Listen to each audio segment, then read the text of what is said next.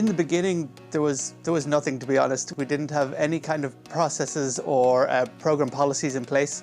So the big first push was to really kind of create this sort of culture of volunteering and giving.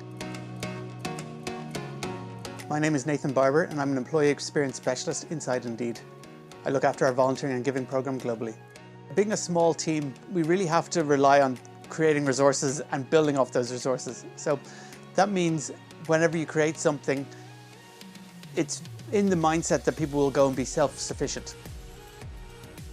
I think you really need to identify your key stakeholders, so you find the people who are going to really help unlock kind of that passion and that employee groups and teams. And then overall, build resources that are easy to use. If you're going to ask someone to do something, make sure you've done it yourself first and you know it inside out.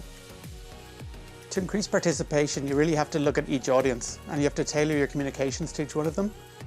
One of the ways I do that is working with our resource groups and our brand ambassadors. Letting them know how they're performing against other offices and other resource groups really helps them to drive themselves to go further and to donate more, to volunteer more, and in general just to share more of what they're doing. Similarly, with our office managers, they like to be a little bit competitive too, so letting them know how they shape up against other offices is really important.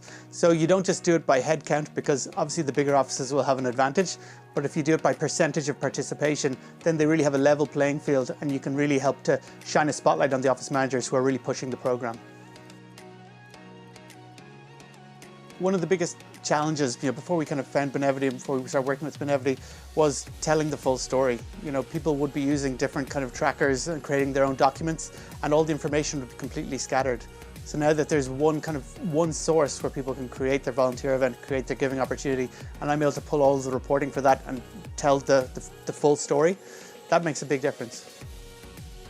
At the beginning, there's an awful lot of hand-holding and there's an awful lot of doing things for people. And then again, if you can kind of teach them how to do it for themselves, that's when you get the best results. When I see other people creating an event, creating a volunteer opportunity or giving opportunity without having reached out to me, and I just see it and it's come in and it's perfectly organized, that makes my heart sing.